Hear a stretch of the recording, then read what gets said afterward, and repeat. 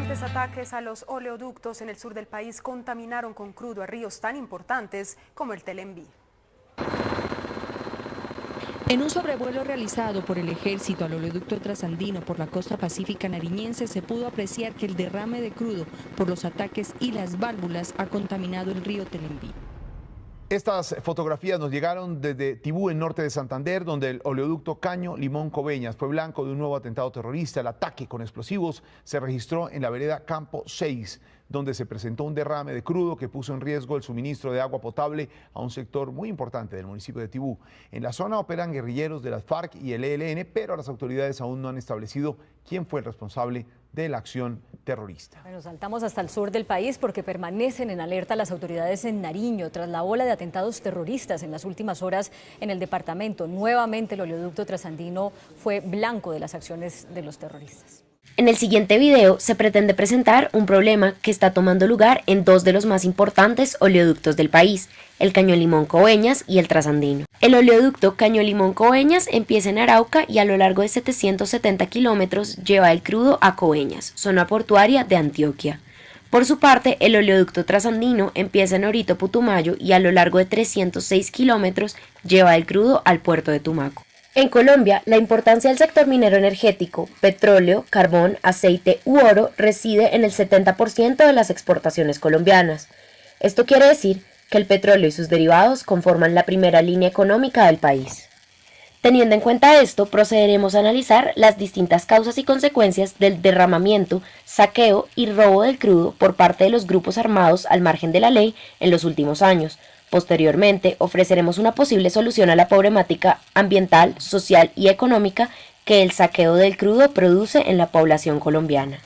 De esta manera, se han encontrado 4 principales causas o motivaciones que han llevado a las guerrillas de las FARC-EP y ELN a atacar los recursos mineros y energéticos.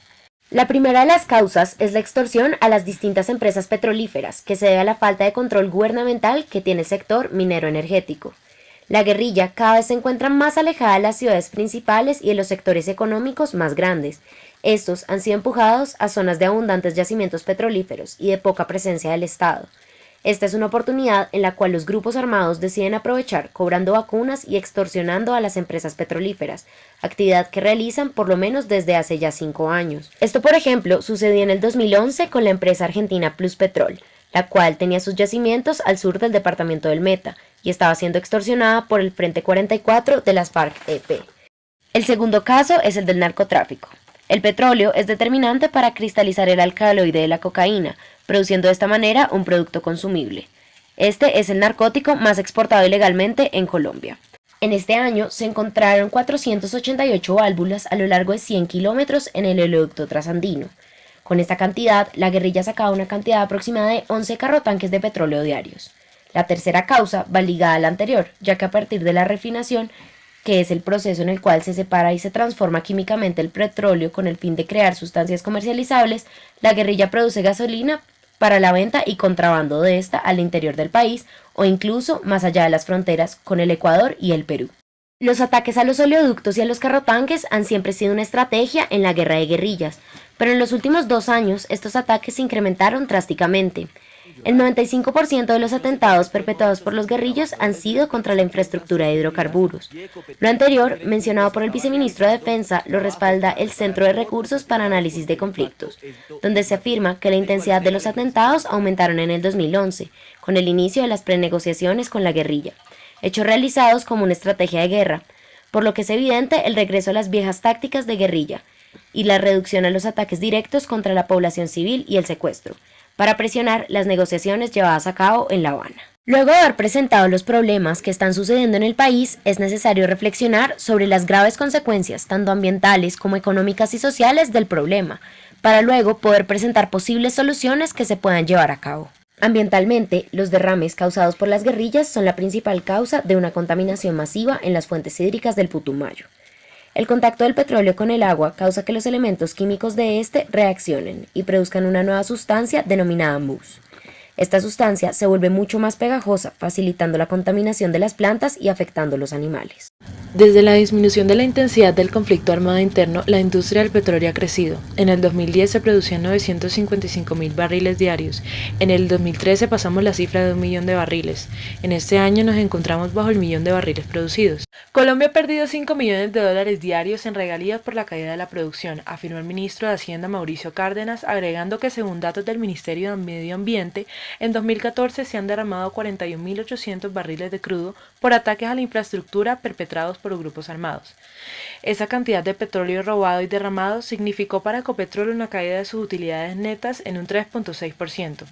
Esos atentados pueden tener repercusiones muy graves a mediano plazo. Si los atentados continúan derramando y robando más de 100 barriles diarios, las pérdidas van a ser cruciales y podrían significar una caída más del 5% del PIB colombiano. Más de 350 personas que pertenecen a unas 106 familias del departamento del Putumayo se han visto afectadas por los ataques en los últimos meses. Con los derrames producidos por 23 carrotanques, 4 municipios se vieron perjudicados. Esto forzó a los habitantes a filtrar el agua contaminada para poder satisfacer sus necesidades básicas. En el caso de la vereda de Marbelés, no solo hubo derrames sobre la carretera, sino también sobre la quebrada La Canoa, que lleva agua a los ríos Guaumés y Putumayo y abastece los municipios de Puerto Asís y Puerto Leguízamo. A lo anterior, se agregan los puestos de salud, que también se vieron afectados causando su clausura. No es posible acceder al agua potable, incluso la alimentación es un problema, debido a que los peces se vieron afectados por el derramamiento y no es seguro si están o no contaminados. En conclusión, para superar las problemáticas en las regiones afectadas no es posible plantear soluciones frente a solo un aspecto. Es pertinente que el gobierno tome medidas enfatizando las consecuencias ambientales, sociales y económicas. Lo principal que se necesita es inducir al conocimiento del territorio, pues con la excusa de tener una geografía compleja es que se da paso a la problemática. La ausencia estatal en zonas de periferia nacional ha hecho que Colombia concesione vastos territorios del país con una baja exigencia para hacerlo, lo cual permite que las multinacionales se apoderen de ciertas zonas. A partir de este factor administrativo se derivan dos principales problemas. El primero, que las empresas como Plusvatrol se retiren del país con falta de garantías debido al acoso por parte de grupos armados al margen de la ley. Segundo, que existan mecanismos que otorguen garantías a los expertos que se dirigen a estas zonas en busca de soluciones, para que estos puedan realizar su labor sin intervención de los grupos armados. Si existen pérdidas dentro del recurso nacional, es preciso que el gobierno colombiano genere mayores inversiones en esta zona periférica del país.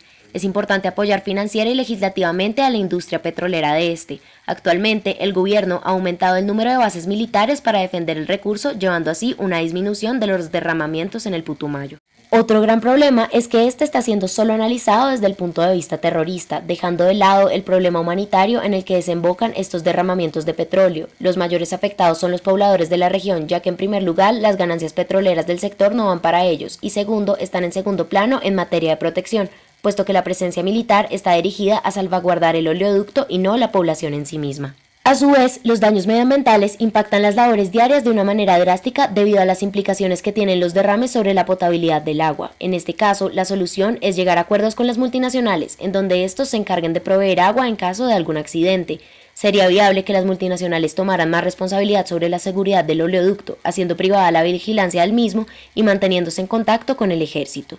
Todas estas prácticas deben estar guiadas para proteger las aguas, y en especial aquellas que nutren el río Putumayo, pues este comparte frontera binacional con Ecuador y Perú. Contaminar esta agua podría resultar con fricciones diplomáticas.